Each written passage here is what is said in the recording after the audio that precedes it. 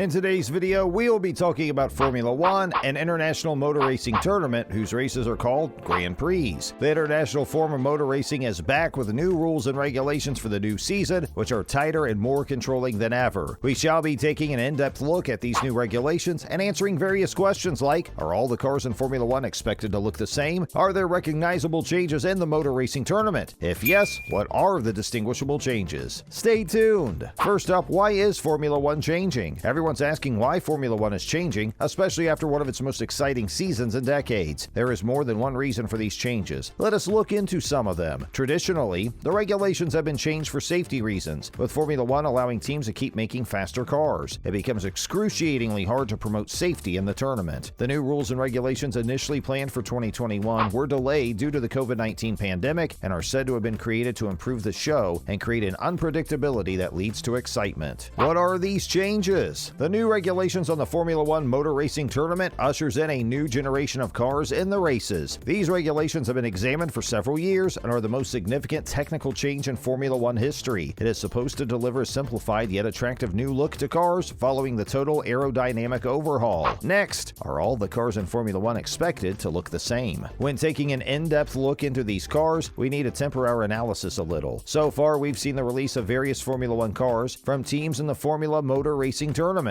like Aston Martin, McLaren, AlphaTauri, and others. For today's analysis, our emphasis shall be based on comparisons between the AMR22 from Aston Martin and the MCL36 from McLaren, with little details from the Haas and AlphaTauri teams. These teams have taken different approaches to the initially strict regulations, which have proven that cars in Formula One are not going to be generic and won't look the same. There are significant differences, which is a great sign for those who were scared of identical cars affecting the quality of the Formula One races. Although we've already seen the physical versions of these two cars under our spotlight today, it is essential to note that only one of these cars has been put through a showdown. That doesn't mean that McLaren will not come through, but at the rate of development in the tournament, there are bound to be several changes. Note that the initial designs disclosed on the MCL36 by McLaren car designers differ from the actual physical version shown at the factory. Now let's dive into the important details that you all love. The design of the main plane. One of the most significant contrasts between the design of these two cars was their design of the main plane, with new regulations on the height of the main plane with relation to the ground. The Aston Martin team placed its main plane in the center region of the wing, which helps support and increases the flow of air towards the large tunnels and under the assembly. This change in design will cause the Aston Martin car racing team to load the central part of the upper flaps more. The McLaren team went in the opposite direction by going with a spoon-shaped central section as its main plane. For the design of the main plane, both teams have used more cords than flaps, and that is the only notable similarity between both designs. Next, in the design of the nose. There hasn't been much difference in the design of the nose, with both having a slender body that reduces towards the loads-bearing part of the car's plane, or chassis. Of the other cars we've seen, the AlphaTauri and Haas, the Haas suits the design of the nose, but the AlphaTauri designed a more prominent nose attached to its four wings element. Back to the Aston Martin and McLaren. Let's talk about the front suppression layout. There is a significant difference between Aston Martin and McLaren in their front suppression layout, with the Aston Martin team sticking to its famous push rod layout. At the same time, McLaren decided to be venturesome with the pull rod layout for its front suspension. These choices have advantages and disadvantages, but from a driver's perspective, the most significant differences will be made from how it's approached. Next, the front brake assembly. The front brake assembly is one of the parts Formula One has seriously tried to regulate by reducing the throughput. Still, by doing so, they have limited the team's ability to create outwash, which is terrible and does significant damage to the intent of the regulation. So generally, we should be seeing smaller inlets. Several racing teams have hoped for this to be reviewed. Now we have the front wheel axle. And the design of the front wheel axle, both teams have gone with totally different approaches. These choices have been based on the team's devotion to the car's general wheelbase and fixing the front axle with respect to the chassis. In the front wheel axle design, the new rules allow more room. The front axle is allowed to be nothing higher than 100 millimeters behind the most forward parts of the chassis. In this aspect, both teams follow different approaches. Aston Martin places its front axle behind the chassis line at a reasonable distance, while McLaren's behind the chassis line, but by a much smaller distance from the most forward part of the car's chassis. This further emphasizes the difference between the front edge of the front wheel and the trailing end of the front wing. This, in my opinion, only exaggerates the performance of the front wing, especially when you consider how each team plans to increase the airflow in the outboard section of the wing for outwash, coupled with the fact that the wake deflector elements on the front brake duct are positioned further forward, which together create a dynamo domino effect on the design of the car. Next, the design of the side pods. This has got to be the most different and distinguishable part for an onlooker. The design of the side pods take into serious consideration the placing of the car's internal components. For example, the radiator, intercooler, and electronics, while also taking into consideration how airflow from the front of the car needs to be used in this region. Aston Martin went with a box-like inlet put back slightly that leads towards the lower section of the slope, then into a high-waist side pod design, allowing its internal components to be placed more relaxed than ever in an Aston Martin car. This leads to a significant cut beneath the side pod, with air flowing back into a narrow Coke bottle mouth region. This is only made possible because of the cooling grails on the top of the side pod. For McLaren, the side pods start way forward when viewed aerially. McLaren has decided to stick with the general layout of their side pods as that of 2021. The initial bodywork reduces into narrow region due to its cooling section done by a significant cooling duct. The rear of both cars has no shortages and differences, due to the fact that McLaren opted for a pushrod layout, which is probably because of the inclination to raise the inboard suspension element out of the way of the diffuser, which is taller and starts further back than the previous model. Aston Martin's pull rod layout suggests that the Mercedes W13 also features the arrangement. The pillar arrangement is another difference to note in the Aston Martin and McLaren, with Aston Martin opting for a double pillar arrangement and McLaren opting for a single pillar arrangement. The single pillar arrangement is an apparent trade-off between weight and aerodynamics. The single pillar arrangement weighs more than the double pillar, carrying the correspondent load. Throughout February, teams participating in the Formula race have been revealing their new cars for the new season, and as of now, almost all the teams have released their new cars. Teams participating in the 2022 Formula One race tournament are Haas, Red Bull, Aston Martin, McLaren, AlphaTauri, Ferrari, Mercedes, Alpine, and Alfa Romeo. Lastly, teams to beat. Changes in old rules are always exciting in the Formula One racing competition. Why? Because it resets the pecking order. It gives them a clean slate to design new competitive cars, leading to unpredictability and maybe surprises. Mercedes, with their driver Lewis Hamilton, and Red Bull, their driver Max Verstappen, last season's champion, will start the season as favorites. Other teams like Ferrari, McLaren, and Aston Martin are also teams to watch out for. It's fascinating to see how teams come up with different designs within the tight new regulations of the Formula One racing competition. As seen by the cars featured in our video today, it's possible for each team to develop entirely different designs for their cars this season. For more informative and mind-blowing videos, click the subscribe button to get notifications on our following videos to drop. I'm very sure you enjoyed today's videos, so hit that like button, and if you have comments or suggestions, hit up the comment section for more discussions.